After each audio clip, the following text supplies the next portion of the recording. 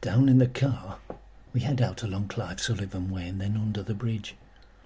"So, Lisa says there's some bits you want from home first, is that right?" says Dan. "If it's not too much bother," I say. "I know it adds an extra half hour onto the journey, but it won't take me long." "Oh, it's not bother at all, not at all. It's quite nice to be out and about on a school day." The roads are quiet, and we get to mine around 1.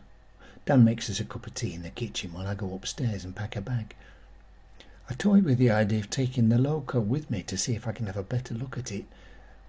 I go into Lisa's room and it's just lying there on the floor when I knocked it off the track, and I get a rush of burning in my stomach again, remembering it going round and round on its own.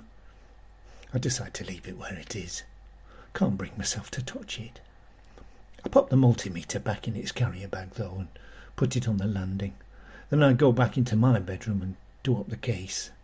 Just about to heave it down the stairs when I remember that perhaps I shouldn't. I go down and Dan is stood, hands in his pockets, leaning against the sink, looking out into the back garden. "Got everything then, Alec?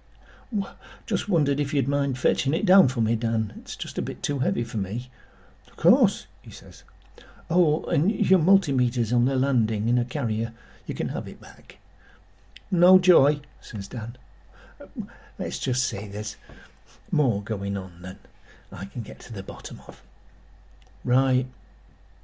I just want to pop next door and check on Glynis before we go, if that's okay. It'll only be a moment." "No worries. I'll wait for you in the car." I knock on Glynis's back door. She looks out down from the front room and sees it's me, then comes hurrying out, opens the back door and throws her arms around me, and before I know it she's sobbing her eyes out. Damn thing. I hug her back and we just stand there for a few moments till she calms down. I was so worried," she says between her hiccups. "I didn't know what had happened. And then Simon came over and said he'd seen an ambulance outside your house." "Yes, well, I had a little bit of a to-do. But everything's fine, the doctor says. Just need to take it easy for a while." She hugs in tight again. I can hardly breathe.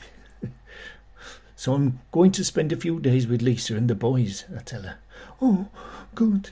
That's good. That's very good. When you coming home then, Alec?" "Well, we'll have to see, won't we? But it won't be very long.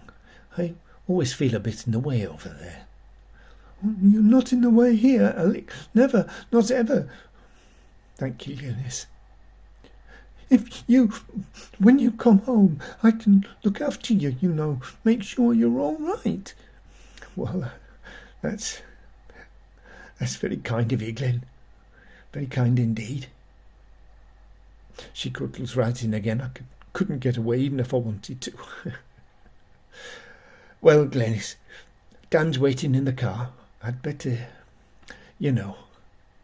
"I don't want you to go, Alec," she says. "I might not see you again."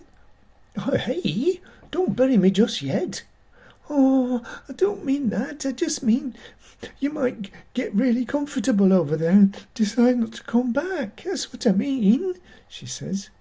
"Oh, I don't think there's any danger of that, Glynis.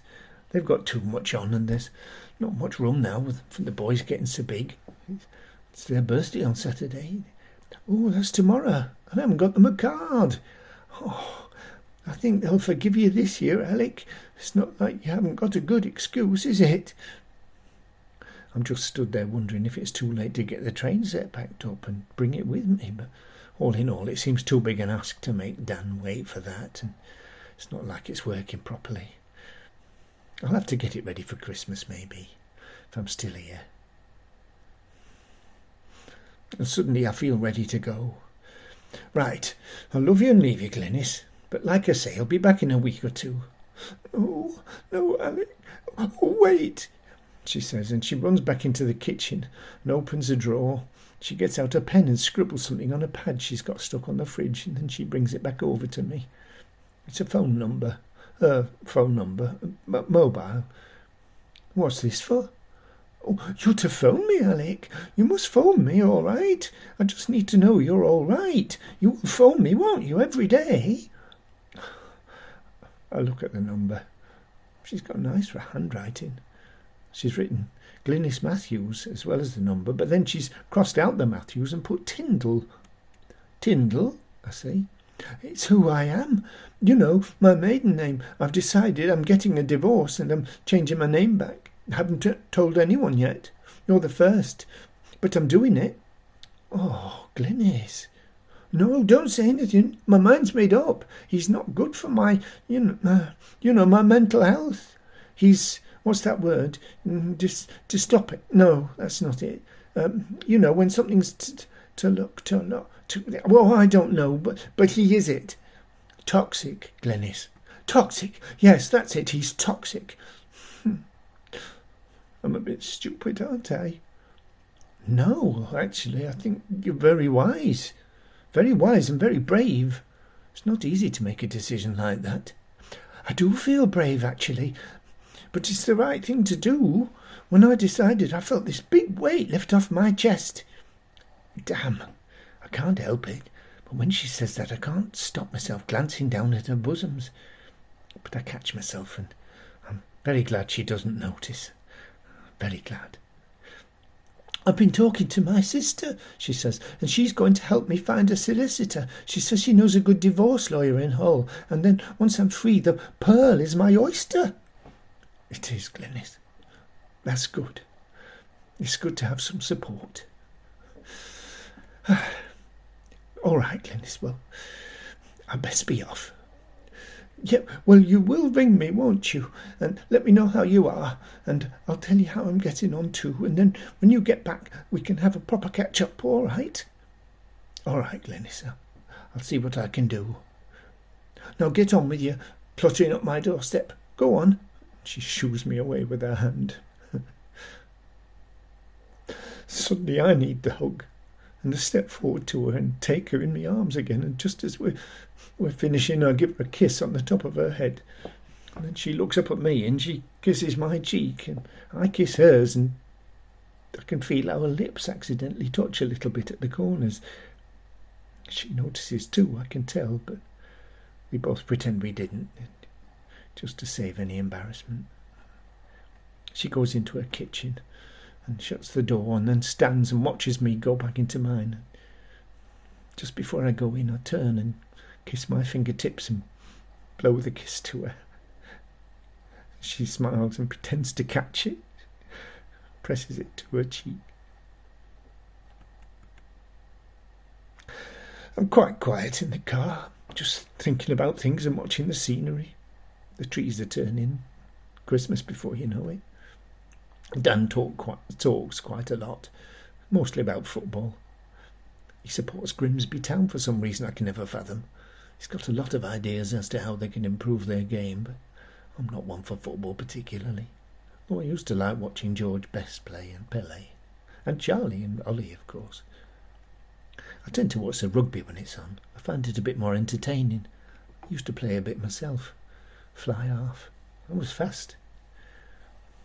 And I notice I'm wondering what Glynis is doing. She's got some funny ways, but I find I don't have to pretend with her. That's a bit surprising for me. Going to Lisa's, I'm going to have to be on my best behaviour, fit in with whatever they are doing. I won't stay long. As soon as I'm feeling a bit better, I'll come home. I'll get better quicker at home. I'm sure of that. It's not like I'm an invalid. I can still walk about, do things for myself. She means well, Lisa, I know that. She's just looking out for me, but I'm not a baby. Perhaps I'll give Glynis a ring this evening when I've got a moment. Make sure she's all right.